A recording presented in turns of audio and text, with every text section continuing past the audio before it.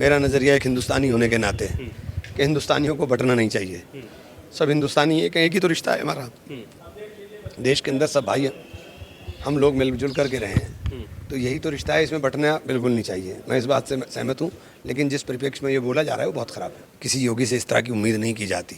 अरे भाई बहराइच जाके दर्द देख के आओ, तब पता चलेगा क्या होता है दर्द। हम लोगों को नफरत से लड़ना पड़ रहा है। जाहिद ही तंग नज़र ने मुझे काफिर जाना, और काफिर ये समझता है कि मुसलमान हूँ मैं। हमारे साथ लोकसभा सांसद इमरान मसूद जी हैं। सर, जिस तरह से बयानबाजी आज की राजनीति में चल रही है, एक बयान है कि बटोगे तो कटोगे, और ये पोस्टर पे भी जगह बना चुका है, किस तरह से देखते हैं इस बयान को? देखिए, हर आदमी का अपना अपना नज़रिया होता है। मेरा नज़रिया दूसरा है। मेरा नज़रिया एक हिंदुस्तानी होने के नाते कि हिंदुस्तानियों को बंटना नहीं चाहिए। सब हिंदुस्तानी एक ही तो रिश्ता है हमारा।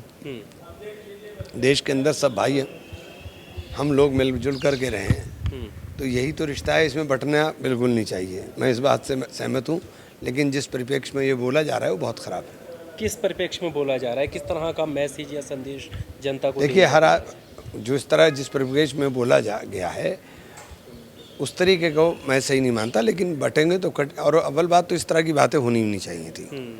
लेकिन जब ये बोल रहे हैं तो हम भी कहते हैं कि हम तो अपने देश के लिए मरने बंटने के लिए तैयार होना चाहिए। अगर कहीं ना कहीं कमज़ोरी करेंगे तो नुकसान तो होगा ही हो। पर ये नारा, पोस्टर पे जगह बनाना, इस पे बहस होना, क्या लगता है आने वाली राजनीति किस तरफ इशारा? देखिए, राजनीति के अंदर दिक्कत ये हो गई कि मैं परसों वायनाड था जी, और वहाँ मैं लोगों के बीच में गया, तो वहाँ इस बात पे चर्चा नहीं होती कि ये उल्टी सीधे स्लोगन है और बातें। उन्होंने कहा आप हेल्थ पे क्या करेंगे, आप एजुकेशन के लिए क्या करेंगे। मैं एक उसमें गया, WMO वो था, वायनाड मुस्लिम ऑर्फनेज में, और छोटे छोटे बच्चे, एक बच्चा मुझे मिला वहाँ, वो 3.5 साल की उम्र में आया था, और वो उसी कॉलेज में अब टीचर था। छोटे छोटे बच्चे लिपट गए, तो मैंने वो देखा, उनका काम देखा WMO के। फिर मैं स्कूल्स में गया, तो अगर इस तरह के काम सब लोग देश के अंदर करने लगें तो फिर हमें कोई ताकतवर होने से नहीं रोक सकता है। वहाँ इस बात के ऊपर चर्चा ही नहीं होती कि कौन धर्म क्या है और कौन धर्म क्या है। वहाँ चर्चा इस बात पे थी कि एजुकेशन पर क्या होगा। एक हॉस्पिटल था, उसमें हॉस्पिटल में डायलिसिस हो रहा है, कम्युनिटी के लिए लोग कर रहे हैं, कमा रहे हैं, तो कमाई का एक हिस्सा कम्युनिटी के ऊपर खर्च कर रहे हैं।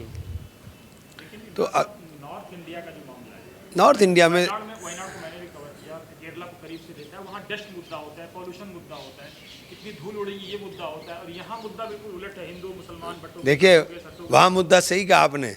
मैं वहाँ था तो वहाँ AQI था 38, दिल्ली के अंदर है 450।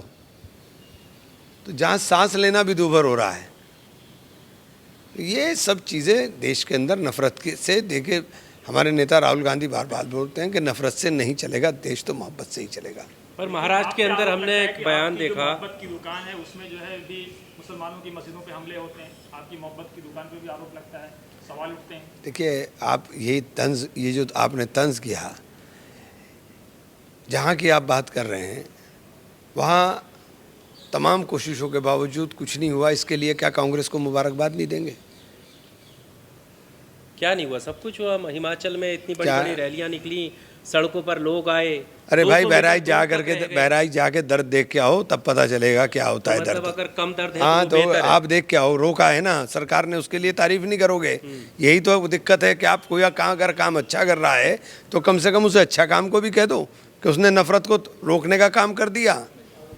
जो नफरत को हवा दे रहे हैं उन्हीं के ऊपर क्यों वो कर रहे हैं? आप ये भी तो देखिए कि उस नफरत को रोकने का काम कर दिया। उनको तो बोनी है नफरत। हम लोगों को नफरत से लड़ना पड़ रहा है। जाहिद ही तंग नज़र ने मुझे काफिर जाना, और काफिर ये समझता है कि मुसलमान हूँ मैं। लेकिन इमरान साहब, जिस तरह प्रधानमंत्री की भाषा है, बेटी रोटी जमीन सब छीनी जा रही है, क्या किसी प्रधानमंत्री से ऐसी उम्मीद की जा सकती है? प्रधानमंत्री महान है।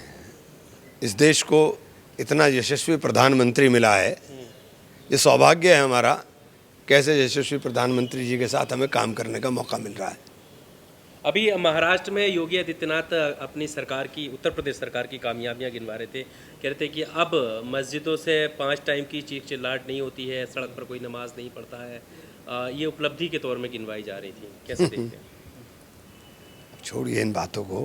हम्म। कहाँ आप, किसी योगी से इस तरह की उम्मीद नहीं की जाती।